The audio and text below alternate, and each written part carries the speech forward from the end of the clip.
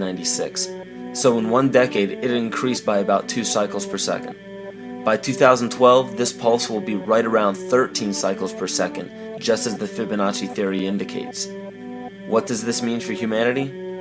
Just as cymatics has shown that higher frequencies result in more complex patterns, we are now experiencing the beginning of a major shift in both physical and spiritual vibration. It's difficult to understand what exactly will happen to our physical bodies, but ancient scriptures, pagan and monotheistic religions, mystery schools, and secret fraternal orders have all given indications as to what this experience will be like.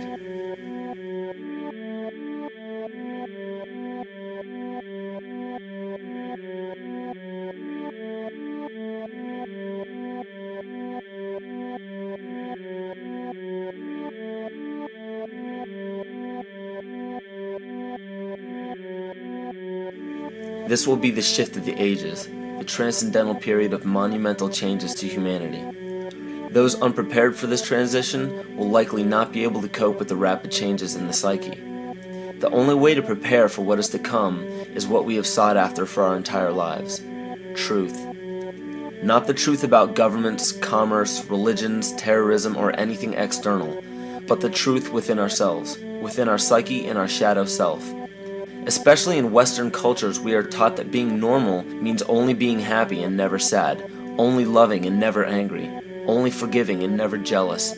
This sounds plausible, but it is not.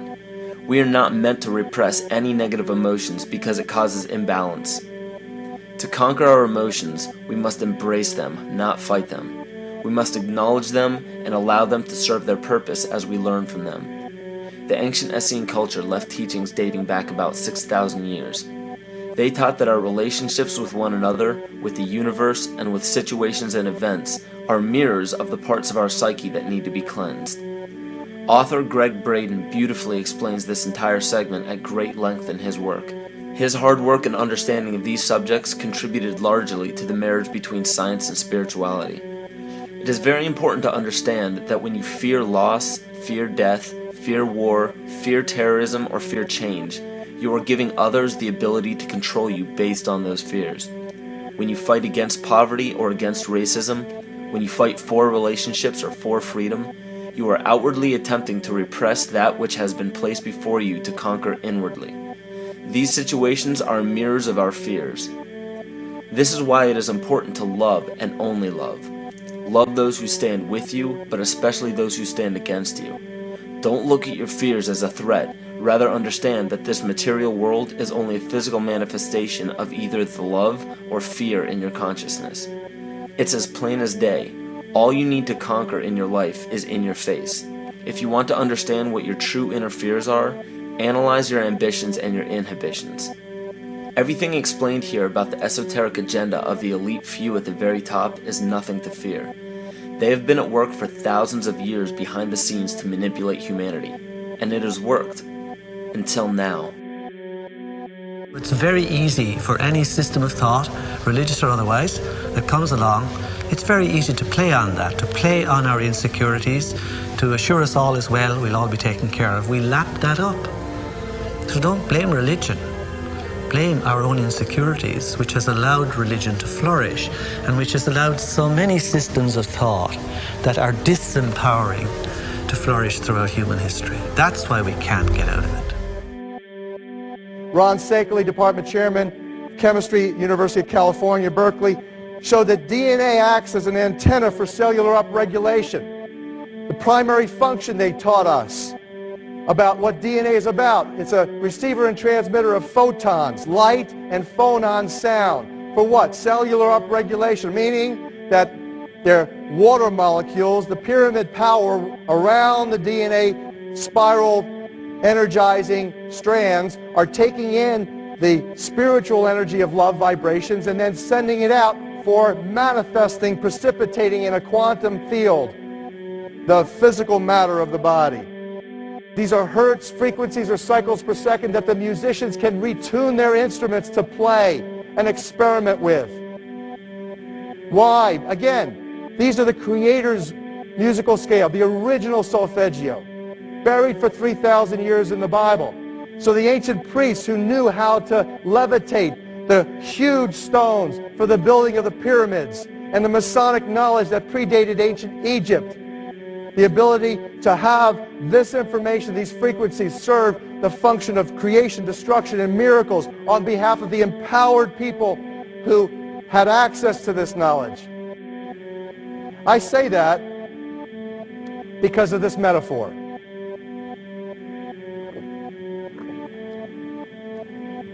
This is the difference between the power of our Creator and anything else, particularly evil.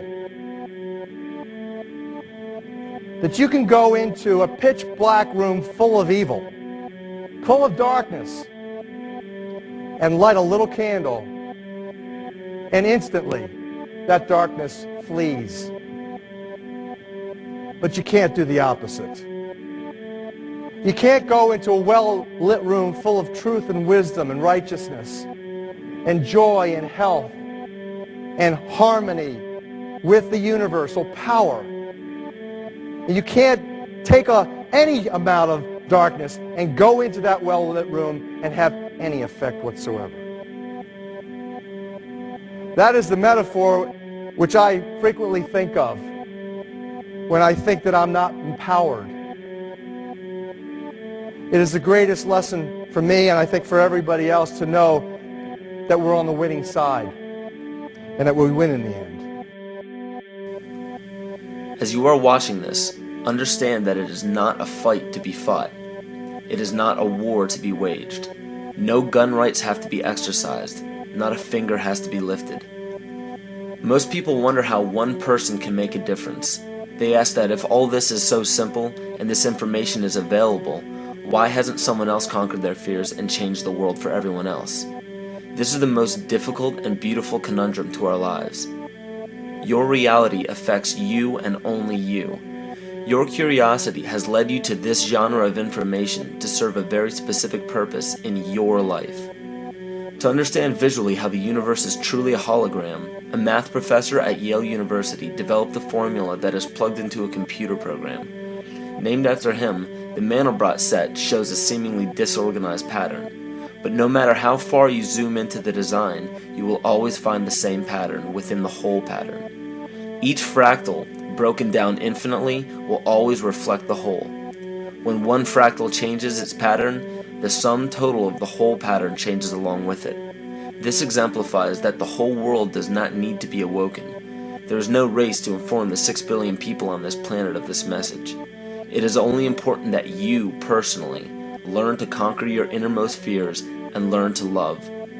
When you see your fears for what they are and master your emotions, then, and only then, will you truly be free.